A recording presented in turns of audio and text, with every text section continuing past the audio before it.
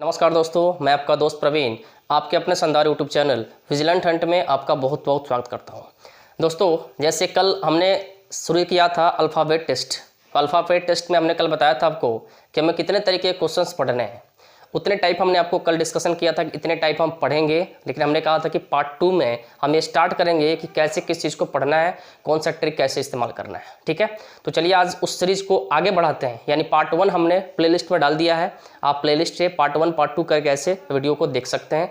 Part 1 से आप जो देखेंगे उससे जस्ट आगे पार्ट 2 मिलेगा आपको, जो उससे आगे मैं पढ़ाऊँगा। ठीक है, तो सबसे पहले अल्फ़ाबेट टेस्ट को पूरी तरह से समझने के लिए जितने टाइप हमने बताए थे, आपको क्या करना पड़ेगा, सबसे पहले अल्फ़ाबेट्स के पोजीशन को समझना पड़ेगा कि अल्फ़ाबेट्स के पोजीशन क्या होते हैं। यानी एक ABCD यानी अल्फ़ाबेट जो 26 लेटर होते हैं, बचपन से हम सिर्फ ये जानते आए हैं वो कि वह ABCD होता है।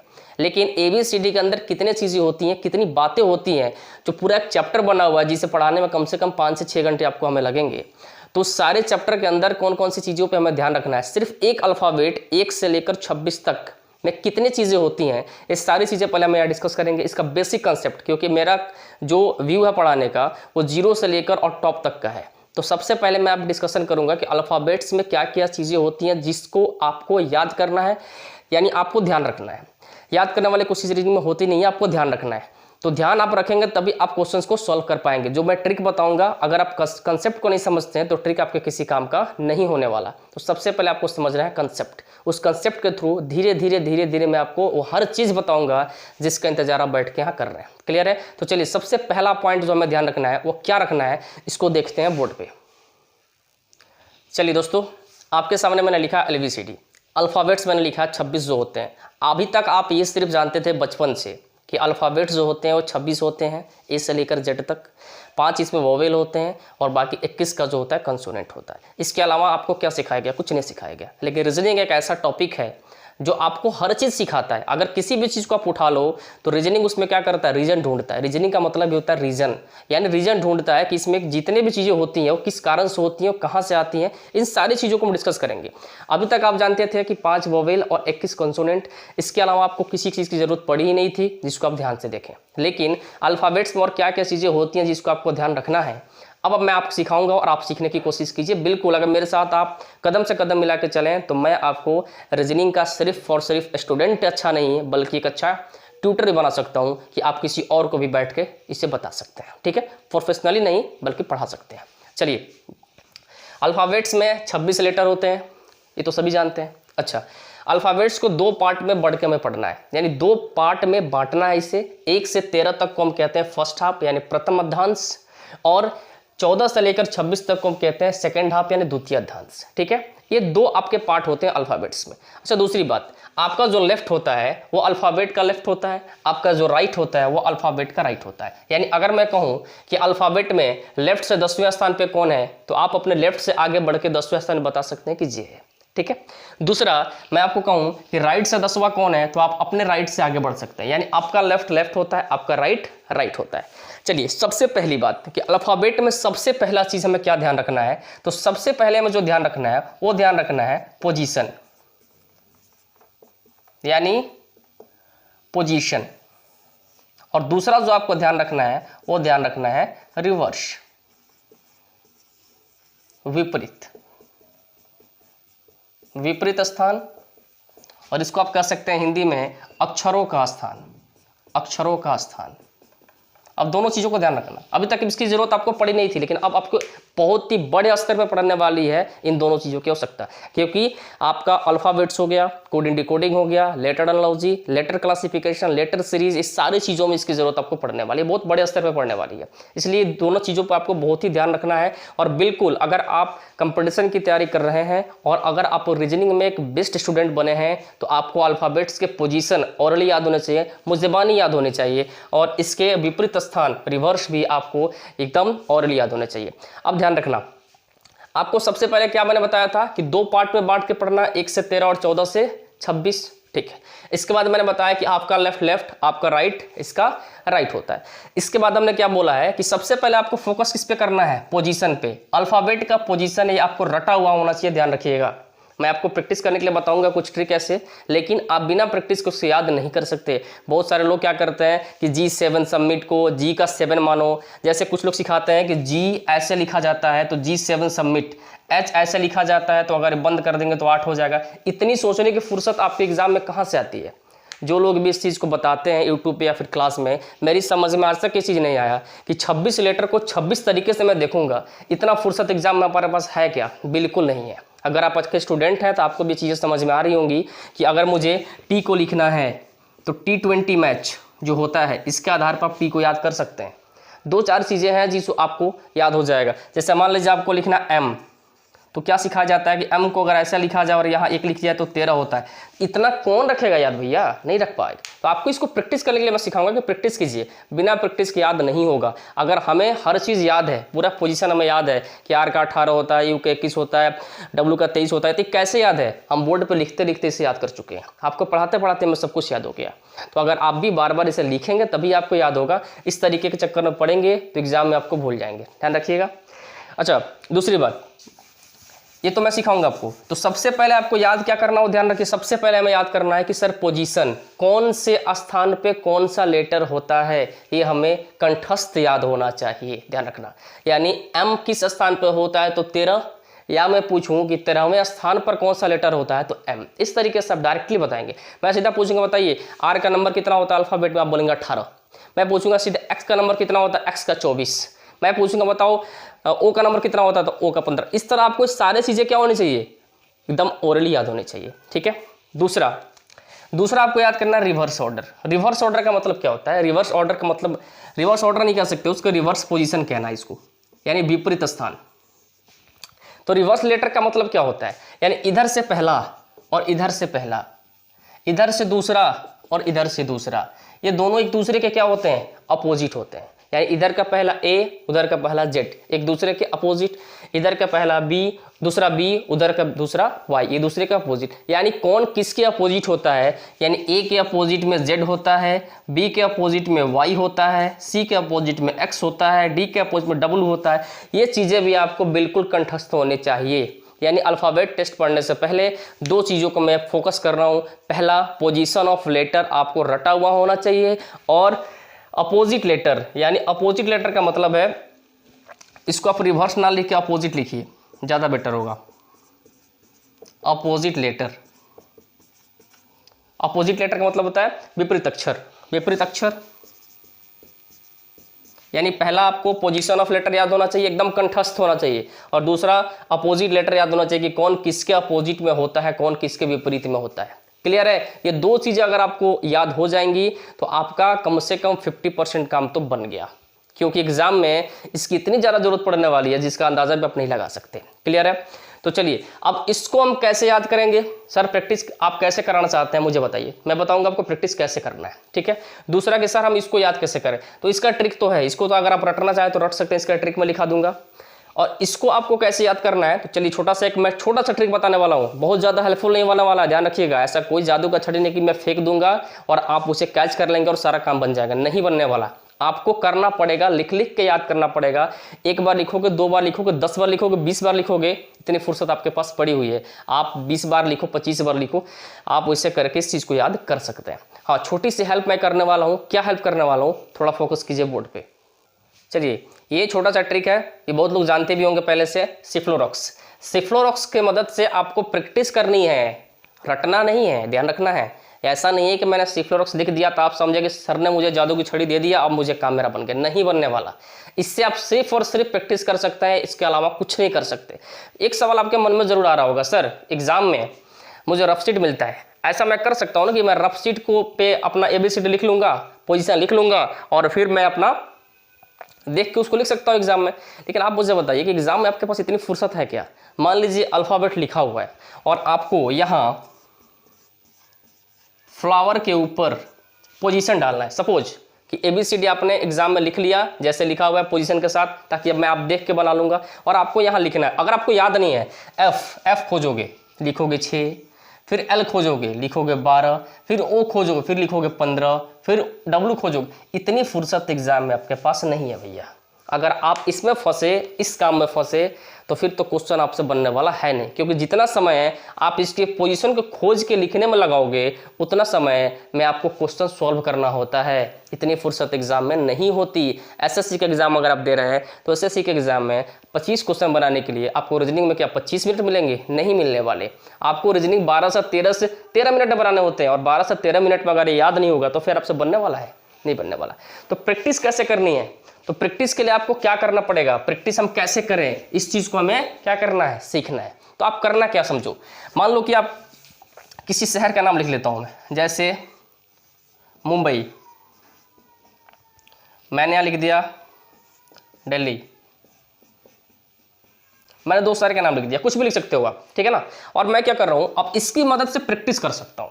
ये पूरा लिखने की आवश्यकता हमें नहीं है, इसकी मदद से मैं प्रैक्टिस करूंगा। कैसे प्रैक्टिस करूंगा थोड़ा ध्यान दो। तो जैसे मान लो कि मैंने लिख दिया, तो यहाँ लिखने का तुक क्या है कि 3, 6, 9, 12, 15, 18, 21, 24, यानी यहाँ जो गैप है वो कितना गैप है? 3, 2, 5, 1, 6, 6, 2, 8, 1, 9, 9, 2, 11, 1, 12, 12, 2, 14, 1, 15, 15, 2, 17, 1, 18, 18, 2, 20, 1, 21, 21, 2, यानी बीच में जो गैप है वो किस तरीके का है? तो यहाँ 3 है, तो यहाँ 4 होगा, और यहाँ कितना होगा? 2 होगा। फिर यहाँ जब F6 आया है, इसके पहले क्या आया है? E, और यहाँ क्या है? G, यानी यहाँ 3 के बाद क्या लिखा है? 6, तो एक इधर एक इधर, यानी एक आगे और एक पीछे का इसमें अंक दिया हुआ है। तो अगर मान लीजिए M आपको ढूंढना है, L आपको दिख रहा है 12, तो L के जस्ट बाद क्या आता है? M आता है। U आपको सीधा दिख रहा है कितना? 21, M सीधा 13, V का हम C अगर पता है तो B भी मुझे पता होगा 2, A का सबको याद होता है, I का आपको पता है 9, D का आपको पता है कि C पता है तो D भी क्लियर है, E का पता होगा, F पता है तो E का भी होगा, L क्लियर दिया हुआ है, H का क्लियर दिया हुआ है। H कहाँ से ढूंढोगे? तो यहाँ देखो, तो H के बाद क्या आता है? I, यानी 8, I दिया है 9। यानी इस तरीके से आप क्या करना, ये छोटा मैंने शहर का नाम लिखा है, आप क्या करना कि 2 लाइन 4 लाइन का पैराग्राफ लिख लेना इंग्लिश में, 2 लाइन 4 लाइन का पैराग्राफ आप इंग्लिश में लिख लेना, और उस पैराग्राफ को लिखने के बाद आप उसके ऊपर लगातार अंक लिखने के प्रयास करो, लगातार अंक लिखने का प्रयास करो। इसको छोटा सा मदद ले लेना, स्टार्टिंग में इसकी हेल्प आप ले सकते हो, और बार बार जब आप इसके सामने अंक डालोगे, 1 बार नहीं, 2 बार नहीं, 10 बार नहीं, 20 बार जब आप इसको लिखोगे, आपके दिमाग में धीरे धीरे सेट होने लगेगा, और जैसे जैसे आप इसको अपने डेली लाइफ में इस्तेमाल करने लगिएगा, एक कंठस्थ हो जाता है। साइंस कहता है कि अगर लगातार किसी चीज़ को आप 7 दिन तक करते हैं तो आपकी हैबिट में शामिल हो जाता है। ये साइंस कहता है। जो लोग साइंस पढ़े होंगे, जिनको पता होगा, उन्हें पता होगा कि जिन चीज़ों को हम 7 दिन तक लगातार करते हैं वो हमारी हैबिट में शामिल हो जाता है, वो हमारी आदत बनती जाती है। तो अगर आप अपनी आदत में इसको शामिल कर लेते हैं तो ये आपके लिए सबसे ज़्यादा बेटर होगा। इंग्लिश का पैराग्राफ लिखिए और उसके ऊपर उसका नंबर लिखने का प्रयास कीजिए, आपकी सारी प्रॉब्लम सॉल्व हो जाएगी। G7, 8 और I करते रह जाएंगे तो आपकी सारी प्रॉब्लम सॉल्व नहीं होने वाली जब तक आप इसको इस तरीके से प्रैक्टिस नहीं करेंगे। क्लियर है? क्योंकि एग्जाम में आपको लिख लिख के बनाना है क्वेश्चन को, तो जब तक इस तरीके से आप प्रैक्टिस नहीं करेंगे आपका काम नहीं बनने वाला। ठीक है? तो ये आपकी प्रॉब्लम है कि आप कैसे इस चीज़ को याद करते हैं। अगर आपको पता है, आपको मज़ा आ रहा है कि अलग अलग लेटर का अलग अलग डिजाइन बना मैं याद करूँ, आपकी मर्जी है सर, मैं मना नहीं कर सकता। मुझे सिर्फ मतलब है कि मेरे जो स्टूडेंट हैं उन्हें अल्फ़ाबेट के पोजीशन याद होने चाहिए। क्लियर है? तो सबसे पहला काम अल्फ़ाबेट का पोजीशन आपको याद कर लेना है। क्लियर है? कोई दिक्कत नहीं है। अब दूसरा चीज़ कि सर पोजीशन याद हो जाएगा, कौन से पोजीशन पे कौन सा लेटर है, कोई दिक्कत हमें नहीं होगा, लेकिन अपोजिट हम कैसे याद करेंगे कि ए के अपोजिट में जेड होता है, बी के अपोजिट में वाई होता है, सी के अपोजिट में एक्स होता है, ये कैसे याद होगा? तो देखिए कैसे याद होगा, थोड़ा फोकस कीजिए। 2 तरीके हैं उसके 2 तरीके हैं। मैं दोनों तरीकों को डिस्कस आपके कर ले। एक बेसिक तरीका क्या कहता है कि ए के अपोजिट में जेड होता है, ये पता है, बी के अपोजिट में वाई, और सी के अपोजिट में एक्स, डी के अपोजिट में डब्ल्यू, ऐसे ही होता है। तो अगर आपको मैंने जब तक ट्रिक नहीं बताया है तो बेसिक बता रहा हूँ। बेसिक क्या कहता है कि इसका नंबर होता है 1 और इसका नंबर होता है 26, इसका नंबर होता है 2, इसका नंबर होता है 25, इसका नंबर होता है 3, इसका नंबर होता है 24, इसका नंबर होता है 4, इसका नंबर होता है 23।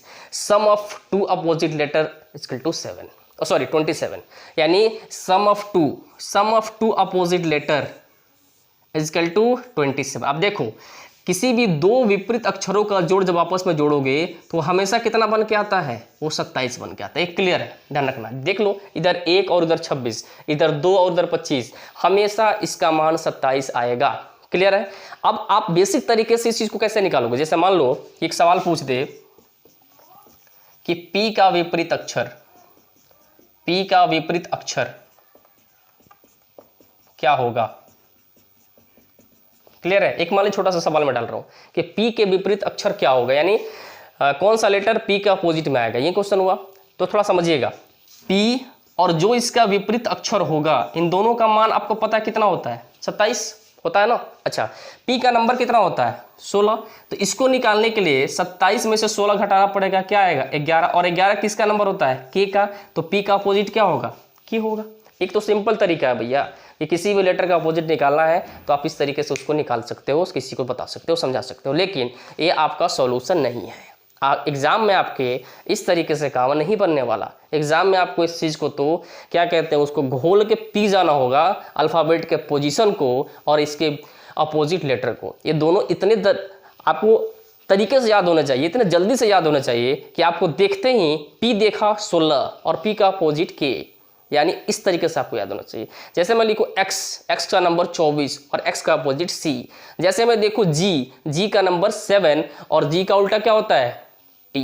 तो इस तरीके से आपको ये चीज़ें याद होनी चाहिए, ध्यान रखना है। तो चलिए एक ट्रिक मैं बताने जा रहा हूँ, उस ट्रिक का इस्तेमाल करके आप अपोजिट लेटर को रट सकते हो, बिल्कुल अंदाज मतलब ओरली याद कर सकते हो, कोई भी पूछेगा डायरेक्टली बता सकते हो। ठीक है, वो ट्रिक क्या है, चलिए देखते हैं उस ट्रिक को। चलिए देखते हैं एक बार अपोजिट लेटर का ट्रिक क्या होता है रटने का। इसको रट लेना भैया, पोजीशन और अपोजिट बिल्कुल रट लेना। इसमें मैं नहीं कह रहा हूँ कि आपको याद नहीं करना, याद करना पड़ेगा इसको। प्रैक्टिस में याद होगा, रटने से याद नहीं होगा, प्रैक्टिस से याद होगा। प्रैक्टिस करोगे वो अपने आप आपके दिमाग में चढ़ जाएगा, रटा जाएगा आपको। ठीक है, चलिए A का अपोजिट Z, B का अपोजिट Y, C का अपोजिट X, D का अपोजिट W। अच्छा देखो, अगर कोई आपको ये बोलता है कि A से लेकर और 26 तक कौन किसके अपोजिट होता है, लिख के मुझे बताओ, तो आप उस आदमी को बेवकूफ़ कैसे बना सकते हो, थोड़ा समझना। अगर आपको याद भी नहीं है तो आप उसको बेवकूफ़ बना सकते हो। देखो, अगर वो क्रॉस चेक ना करे तो तब आप बेवकूफ़ बना सकते हैं, अगर क्रॉस चेक करेगा तो फिर आप फंस जाएंगे। हाँ, अगर सिर्फ लिखना हो, बताना हो किसी को, तो इस साइड को भूल जाइए। अब क्या करना, A से लेकर M तक सीधा लिख देना, A से लेकर M तक, और यहाँ से फिर उल्टा हो जाना, N से लेकर Z तक यहाँ लिख देना। एक दूसरे का अपोजिट ऑटोमेटिक फिट हो जाएगा। क्लियर। अच्छा, अब है कि एग्जाम में अगर डायरेक्टली मेरे पास आ जाता है जी लेटर, तो जी का अपोजिट कैसे हम लिख पाएंगे, ये हमें तो याद करना पड़ेगा ना। अगर डी के अपोजिट डायरेक्ट सामने आ जाए तो कैसे लिखेंगे, तो इस चीज़ के लिए हमने आपको एक ट्रिक बताया है। ए का अपोजिट होता है जेड, अमिताभ की शादी किससे हुई है, जया बच्चन से। B Y by, C X, C का अपोजिट होता है एक्स, क्रिसमस। डी का अपोजिट डब्ल्यू होता है door, window. Empty, vacant. Fair and fair, give take, high school, Indian railway, Jacqueline, KP, PK movie. कुछ लोग इसको केविन पीटरसन भी कहते हैं, कोई दिक्कत नहीं, मुझे याद होने से मतलब है ना। केविन पीटरसन से याद करो तो, पीके मूवी से याद करो तो। यहाँ LO light of, MN morning night, यानी इस चीज़ को आपको रट लेना है। मैं जैसे बोलता हूँ, देखिए, AZ by, Christmas, door window, empty vacant, fair and fair, give take, high school, Indian railway, jack queen, उसके बाद क्या है, PK movie, light off, morning night. ये सारी चीज़ें आप अगर 10 बार 20 बार पढ़ते हैं भैया, तो ये सारा आपके दिमाग में चढ़ जाएगा। लेकिन दिमाग में चढ़ेगा वो अलग चीज़ें हैं, और दिमाग में रहना ये अलग चीज़ें हैं। दिमाग में रहेगा कैसे, आप इसको जब बार बार लिखोगे तब। अब देखो, प्रैक्टिस का तरीका मैं थोड़ा सा चेंज कर रहा हूँ। कैसे, मैंने कहा था कि 2-3 लाइन 5 लाइन का पैराग्राफ लिखना, ठीक है। तो पैराग्राफ के ऊपर इसका नंबर लिखना। जैसे मैंने लिखा, पैराग्राफ में लिख रहा हूँ कि my country name is India, यानी कुछ भी लिखो, आपकी मर्जी है, इंग्लिश में कुछ भी लिखना है। My country name is India, लिखते जाओ लिखते जाओ लिखते जाओ, 5 लाइन 7 लाइन 10 लाइन का पैराग्राफ लिख लो, थोड़ा सा गैप देख लिखना, ठीक है। अब करना है प्रैक्टिस क्या कैसे करना है। अब इसके ऊपर आप नंबर लिखो, M का नंबर 13, Y का नंबर 25, M का अपोजिट लेटर N होता है, Y का अपोजिट B होता है, C का नंबर होता है 3, C का अपोजिट X होता है, O का नंबर होता है 15, O के अपोजिट क्या होता है। इस तरीके से आपको क्या करना, प्रैक्टिस करना है। ऊपर नंबर लिखिए और नीचे इसका अपोजिट लेटर लिखते जाइए। मैं वादा करता हूँ, प्रॉमिस करता हूँ कि जब आप एक बड़ा पैराग्राफ पे प्रैक्टिस कर लोगे तो अगला पैराग्राफ आप बिना किसी की हेल्प लिए लिखना स्टार्ट कर दोगे। और 2-4 पैराग्राफ अगर आपने लिख लिया तो आने वाले पैराग्राफ आप बिना किसी की हेल्प लिए पूरी के पूरी तरीके से लिख लेंगे। ठीक है। तो आज के वीडियो स्पेशल मैंने इसलिए बनाया है कि आप अल्फ़ाबेट के पोजीशन को और उसके अपोजिट लेटर को कंठस्थ याद कर लीजिए, कंठस्थ अपने दिमाग में बैठा लीजिए, ताकि कल से मैं टॉपिक जब टाइप 1 स्टार्ट करूंगा तो आपके किसी प्रकार का कोई दिक्कत का सामना ना करना पड़े, ये ध्यान रखना है, ठीक है। तो चलिए आज के वीडियो में हम इतना ही देखेंगे। कल मैं शुरू करूंगा इसका टाइप 1 शुरू करूंगा, लेकिन पार्ट 3 होगा, पार्ट 2 आज का हो, ठीक है। चलिए मिलते हैं फिर कल की वीडियो में, तब तक thank you so much, goodbye, good night to all of you.